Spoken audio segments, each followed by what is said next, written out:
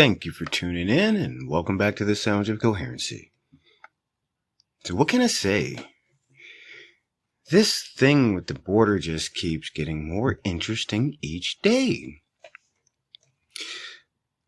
The mainstream media, a lot of it attempts to keep the negative inflow from the people, and they try and not talk about it as much unless they're talking about it from the White House's talking point.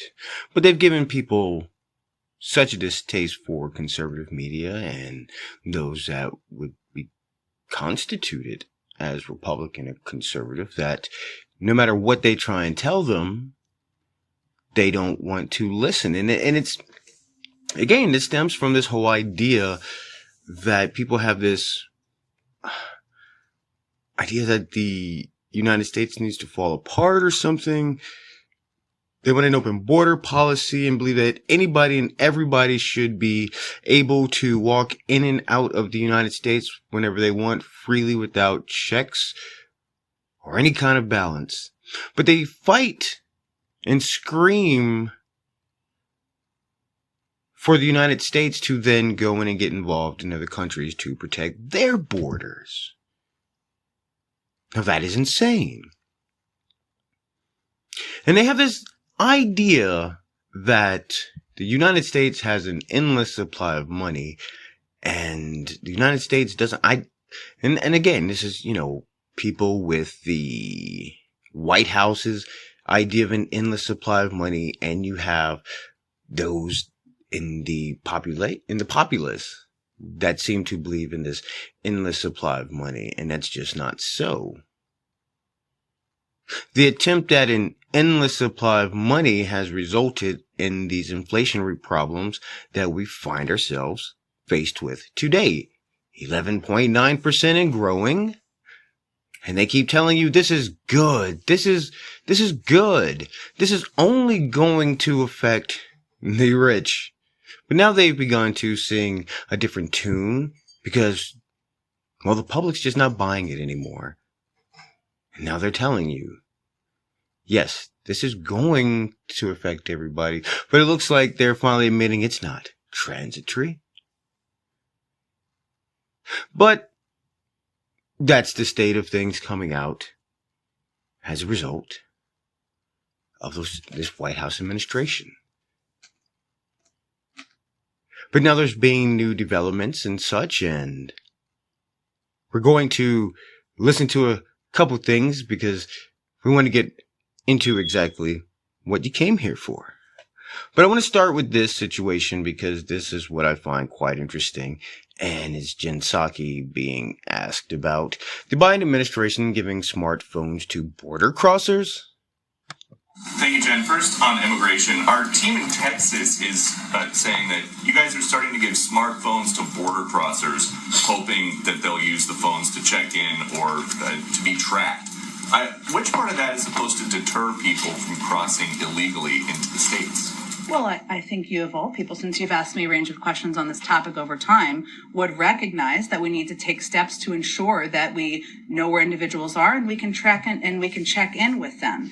The Alternatives to Detention program is just what we utilize as 3 unique forms of technology to monitor participants enrolled in the program. Telephonic, which is one of them, which uses a participant's voice to create a biometric voice print during the enrollment process. And when the participant has a check-in call, their voice is compared to the voice print. Smart Link, which is another option, enables participant monitoring via smartphone or tablet using facial matching technology to establish identity. And Global Positioning System monitoring is of a participant's location and movement history using satellite technology through an ankle bracelet. This is all part of our effort as individuals come into the United States and individuals who are entering who will proceed to immigration proceedings.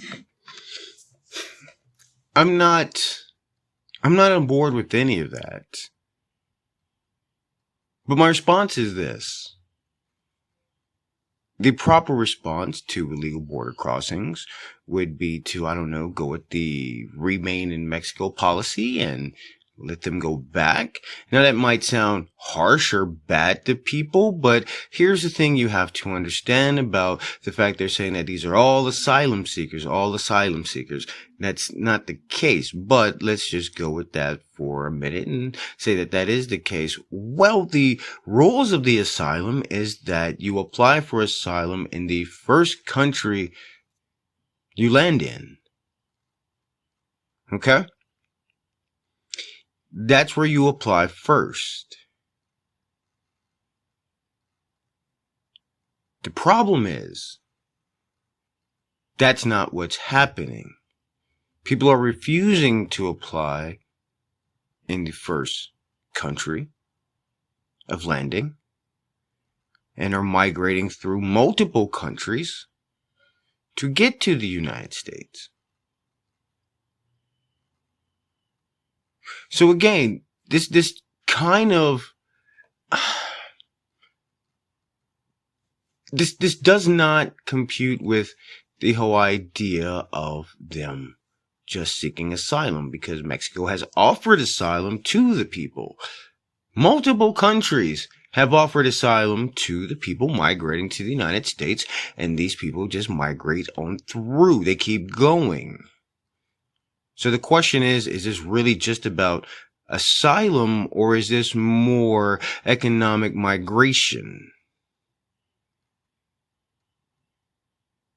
And along the lines of giving them smartphones and things like that, I don't understand why you just don't use ankle monitors for tracking for all. That would make the most sense. I know that might seem harsh to some, but when we have criminals that we release from jails and whatnot, we put ankle monitors and tracking on them. Why would you not do the same for those that are illegally crossing into the United States? That's just an idea, and it's not meant to say that, oh, that's what we need to do, but it's a question of logic. You know, it's looking at the reality of a situation and asking, why are we not going for, why is this option that exists here not being utilized? So when it comes to the idea of seeking asylum, we have to ask ourselves, why are these people deciding to bypass the first country of origin of landing as the rules of asylum are set, and apply for asylum in those countries? And mind you, those countries have been offering asylum. But it's interesting because they're talking about the Fox team, and Fox reporter Ducey is talking about their team in Texas. That's what I wanted to come into next, because that's what you came here for. And apparently Greg Abbott is making preparations, the governor of Texas, for when the Biden administration eliminates Title 42. So in the off chance that that actually does happen, they will be prepared for that. And he's got some very interesting ideas about it. And let's just listen to what he signed off on today. The first involves inspections. A zero tolerance policy for unsafe vehicles for smuggling migrants across the border is being implemented immediately. Cartels use vehicles, many of them dangerous commercial trucks, to smuggle immigrants, deadly fentanyl, and other illegal cargo into Texas and onto our roadways. Effective immediately, the Texas Department of Public Safety will conduct enhanced safety inspections of vehicles as they cross the international points of entry into Texas. Now, I know in advance this is going to dramatically slow traffic from Mexico into Texas. It is a byproduct of cartels crossing the border from Mexico into Texas. And at this time, I'm going to sign my directive to Colonel McCraw, the director of the Texas Department of Public Safety.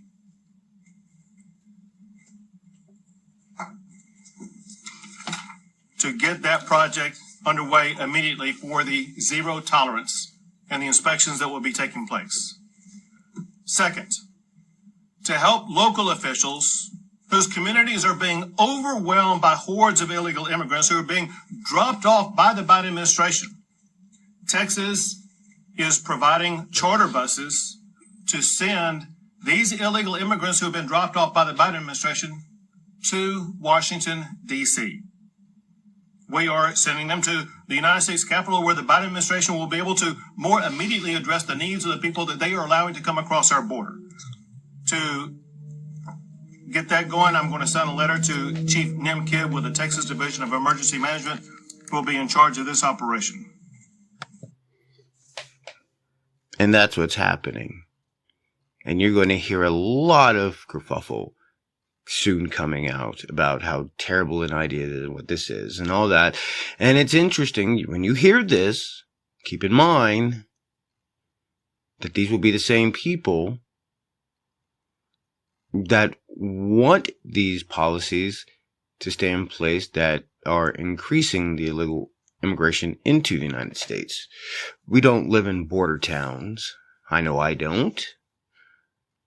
But I've heard the stories and listened to the things that people in these towns have had to say. And it's they have some stories, the things that I've heard, just you listen to people and you take the time to listen, and you have to begin to feel for them. So as these things are going on and they're telling the rest of the United States, hey, this is what's happening here because of these policies, people in D.C. continue to turn a blind eye and refuse to fix the policies that are causing these problems. So in response, you now have the Texas Governor, Greg Abbott, and let's be honest, we're pretty sure that's not just hot air that he's blowing at D.C. You're going to hear about this happening. And mind you, they're taking in about 7,000 right now, 7,000 to 9,000 a day. What happens when it starts jumping up to 15, 18, 19,000 a day? A day, I mean, if right now you're taking in over 200,000 a month, and sometimes and you're jumping up to 500,000 a month and numbers like that, how long can you let that run for, as we've asked before? And then once that floodgate is open and it's allowed to stay open, if it stays open for a month, that's a problem. For 6 months, that's an even greater problem. At a year, you have, how would you shut it down? The longer it takes to stem the flow of a problem, the greater work and the harsher actions you're going to have to take to stop it. If you have a pipe with a small leak and you do nothing about it, and the leak continues to go on, and the leak increases in size, once the leak reaches a point to where it's now a gushing flow of water and your pipe has exploded, what could have been a simple patch is now going to have to replace the entire system. You're going to have to actually do some hard work, and some things are going to get damaged. So the longer it takes to actually have a reaction to a problem, the greater reaction you're going to have to take to stop it. And it seems like the only way to make those in DC understand is to bring the problem that they have created to their doorsteps. So with Greg Abbott deciding to charter buses to DC, I wonder how many other border towns in other states will join in? How many other counties outside of Texas do you think will join in this